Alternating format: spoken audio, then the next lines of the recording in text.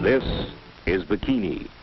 It is here that the military and scientific personnel of Joint Task Force 1 will conduct the tests with the atomic bomb. Only by unleashing the destructive force of atomic energy against an array of ships could the Navy determine the future ship design of modern naval sea power. The target orientation for Test Able was based on the directive of the Joint Chiefs of Staff.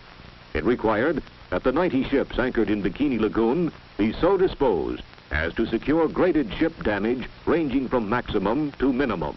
The battleship USS Nevada, bomb aiming point, has been anchored at the exact center of the target array. Here to witness the completion of preparations is the President's Evaluation Commission. They will report the tests to the Commander-in-Chief. Lashed to the decks of ships are samples of military supplies and equipment. Airplanes, jeeps, trucks, and tanks, themselves targets on target ships. Animals were placed aboard some of the ships to substitute for military personnel. A study of their future life history will provide invaluable information. Steel towers 75 feet high have been erected on Bikini Atoll. Within these structures will be housed the remotely controlled cameras and specially designed scientific instruments that will record the data resulting from the blast. Many types of special motion picture and still cameras were encased in huge lead vaults.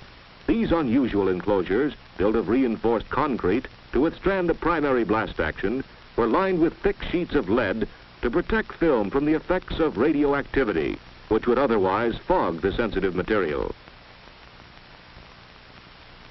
To further protect film from the effects of radiation, sliding lead panels built over the camera ports and designed to close automatically will seal the vaults, making radioactive penetration impossible.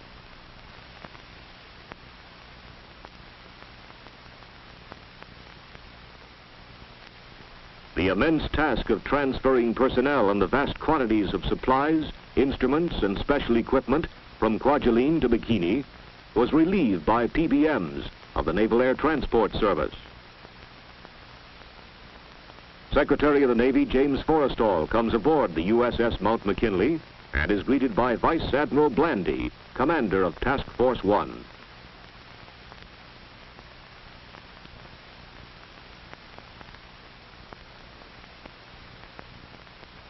The Navy Secretary will be among observers witnessing the experiments. Preparations are now complete and crews abandon their ships. Shown here is Captain Low H. Bibby, commanding officer of the venerable old battleship USS New York.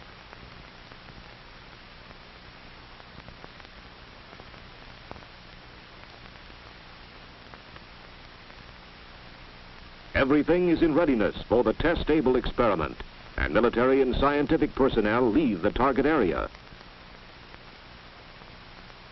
On Able Day -1, command ships proceed to an area approximately 14 miles from the lagoon where the blast can be safely observed. Dawn on Kwajalein, July 1st, 1946. This was Able Day. Army Air Force camera, observation, and weather and instrument planes prepare to take off. The B-29 and C-54 photographic planes bristle with cameras of every type and description. With almost 500 cameras trained on the blast, the test will be photographed from every possible angle.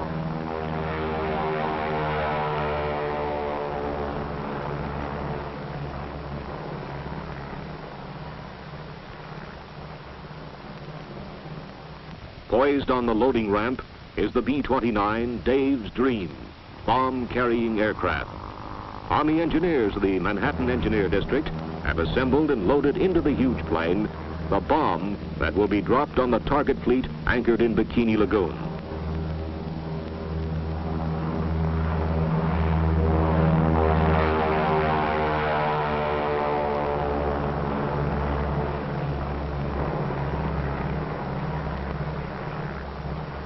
With her escort of photographic and weather and instrument planes, Dave's Dream proceeds to the Bikini target.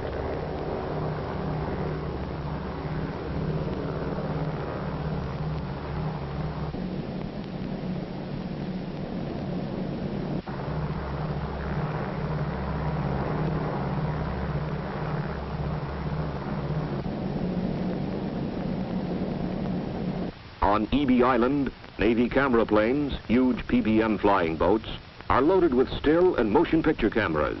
Accompanied by Air Force photoplanes, these ships will circle the target, photographing the atomic explosion.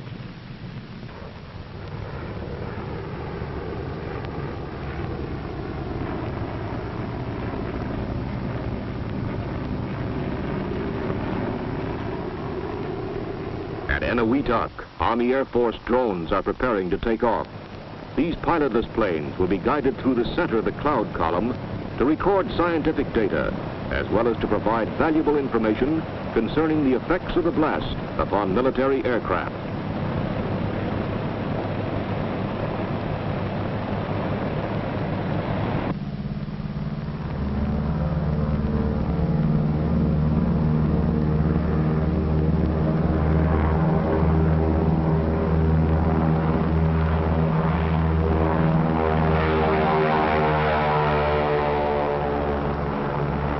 On board USS Shangri-La at sea, Navy F-6F mother control planes are catapulted from the carrier's flight deck.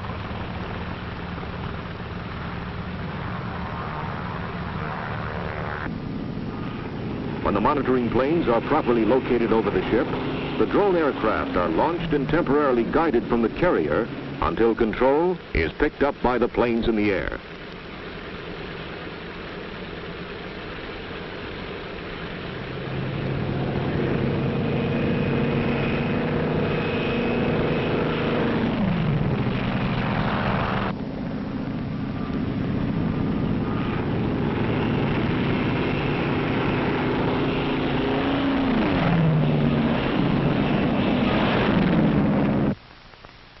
Everything is in readiness now, and history is in the making.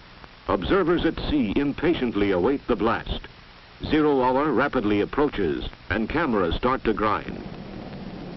Just before the explosion, blast gauges are parachuted into the target area from weather and instrument planes.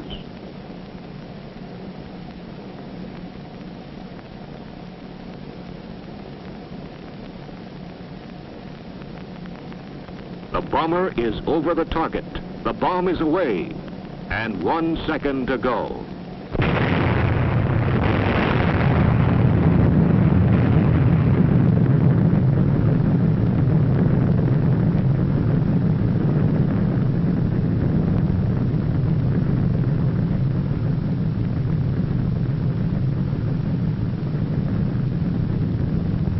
In the following view, the blast will be seen as was photographed in slow motion.